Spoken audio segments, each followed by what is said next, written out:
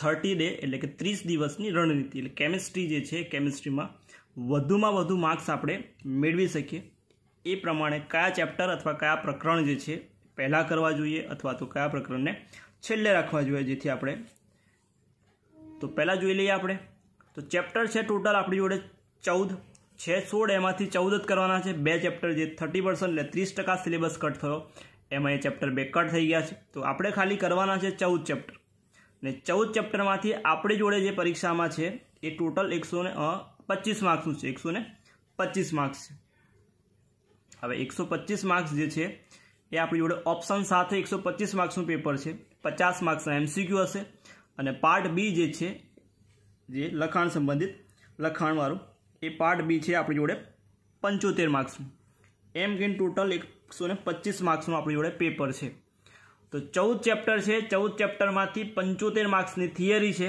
50 માર્ક્સના આપણી જોડે એમસીક્યુ છે તો એ 14 ચેપ્ટર છે 14 ચેપ્ટરમાં કયા ચેપ્ટર પહેલાં કરીએ આપણે જે વધુમાં વધુ માર્ક્સ આપણે મળી શકે કેમ કે છેલ્લા 30 દિવસ બાકી છે 12/5/2021 એટલે 12 તારીખે 12 મે જે છે આપણું કેમિસ્ટ્રીનું પેપર છે તો પહેલાં આપણે ચેપ્ટર છે ચેપ્ટરને મેં 4 ભાગમાં ડિવાઈડ કરી લીધા છે 4 ભાગમાં કયા કયા ચેપ્ટર છે 14 ચેપ્ટરમાં પહેલા 5 ચેપ્ટર છે મેં પહેલાં રાખ્યા છે 1 થી 5 ચેપ્ટર ટોટલ એના છે 45 માર્ક્સ 1 થી 5 ચેપ્ટર કરીએ તો 45 માર્ક્સ જેમાં પાર્ટ બીમાં 25 માર્ક્સ આવશે આપણે પાર્ટ બીમાં જેમાંથી 25 માર્ક્સનું પૂછાશે પછીનો જે ભાગ રાખ્યો છે મેં આ 5 પતી જાય પછી કયા ચેપ્ટર આપણે કરવાના છે તો 6, 8, 13 અને 14 છઠ્ઠું 8મું 13મું અને 14મું આ બે આ ઓર્ગેનિક અમાઇનવાળું છે આ બાયોમોલિક્યુલ એટલે કે જૈવિક અણુ ડી અને એફ બ્લોક જેમાંથી એફ બ્લોક કટ થઈ ગયો છે ખાલી ડી બ્લોક આપણે કરવાનો છે છઠ્ઠું છે તો ધાતુ કર્મવિધિ તો બધી પદ્ધતિઓ છે એ પદ્ધતિઓ છે 7 કે 8 પદ્ધતિ છે એ પદ્ધતિ કરવાની છે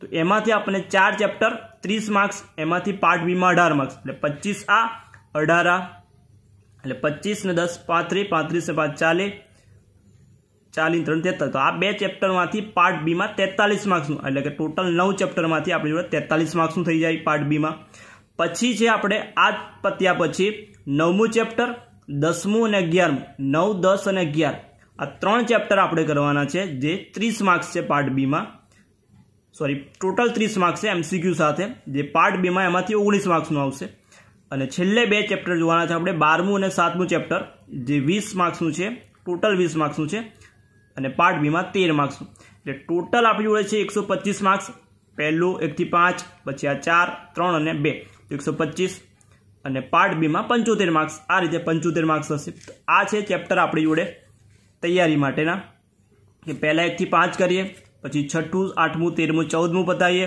પછી 9, 10, 11 અને છેલ્લે 12મું અને 7મું એટલે ટોટલ આપણી જોડે 125 માર્ક્સ જે છે એ છે એમાંથી 75 માર્ક્સ આપણી જોડે પાર્ટ બીમાં તો જોઈ લઈએ આપણે 1 થી 5 ચેપ્ટર છે એમાંથી 45 માર્ક્સનું છે તો 45 માર્ક્સનું આપણે જોઈ લઈએ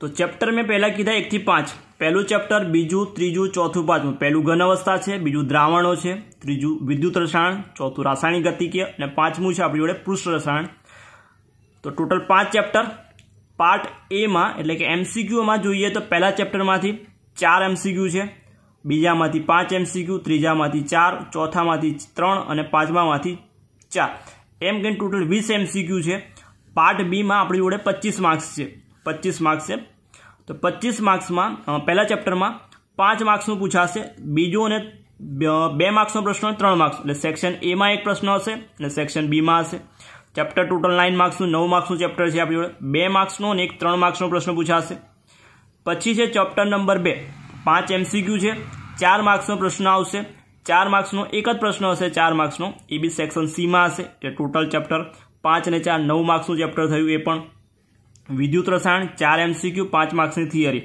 5 માર્ક્સની થિયરીમાં 2 માર્ક્સનો એક પ્રશ્ન હશે બીજો 3 માર્ક્સ એટલે સેક્શન એમાં એક પ્રશ્ન અને સેક્શન બીમાં એક પ્રશ્ન હશે એમ કંઈ ટોટલ 9 માર્ક્સનું છે ચોથામાં ચેપ્ટરમાં રાસાયણિક ગતિકીમાં 3 એમસીક્યુ છે પાર્ટ બીમાં 6 માર્ક્સની થિયરી છે એમાંથી 2 માર્ક્સનો અને એક 4 માર્ક્સનો છે એટલે સેક્શન એમાં એક પ્રશ્ન હશે અને સેક્શન સીમાં 4 માર્ક્સનો એટલે ટોટલ 9 માર્ક્સ થયા એના પણ છેલ્લું ચેપ્ટર છે પાંચમું એ પૃષ્ઠ રસાયણ 4 અને 5 4 માર્ક્સના એમસીક્યુ અને 5 માર્ક્સની થિયરી એમાં પણ 2 અને 3 સેક્શન એમાં 1 અને સેક્શન બીમાં 3 માર્ક્સવાળામાં 1 પ્રશ્ન, એટલે ટોટલ 9.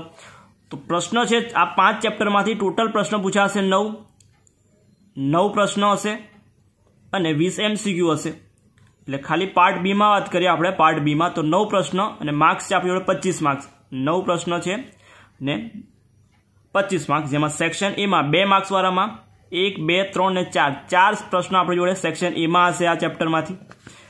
પછી 1, 2 ને 3 સેક્શન બીમાં 3 પ્રશ્નો હશે અને સેક્શન સીમાં 2 પ્રશ્નો હશે. એટલે સેક્શન એમાં 4 લખશું આપણે, પછી આમાંથી 3 એટલે 4 ને 3 7 અને 2 પ્રશ્નો સેક્શન સીમાં 4 માર્ક્સનો. તો 9 પ્રશ્ન છે, 25 માર્ક્સ અને 20 તો MCQ છે.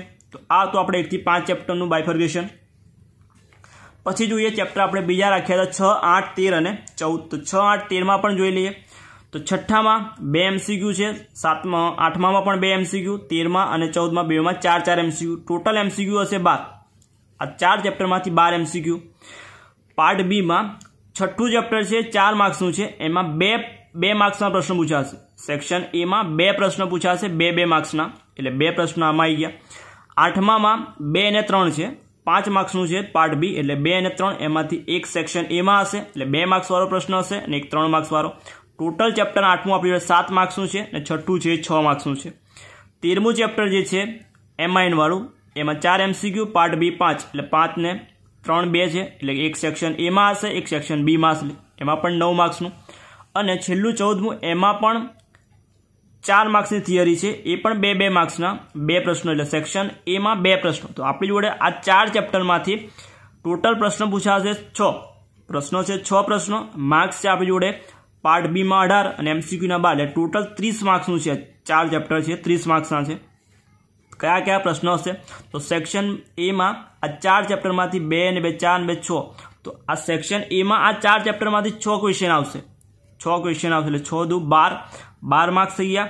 અને સેક્શન બીમાં 2 ક્વેશ્ચન હશે, એટલે 6 એટલે 12 ને 6 18, તો 18 થઈ ગયા પાર્ટ બીમાં. તો 1 6 અને 2 8 પ્રશ્નો આપણી જોડે આ ચેપ્ટરમાંથી થવા જોઈએ.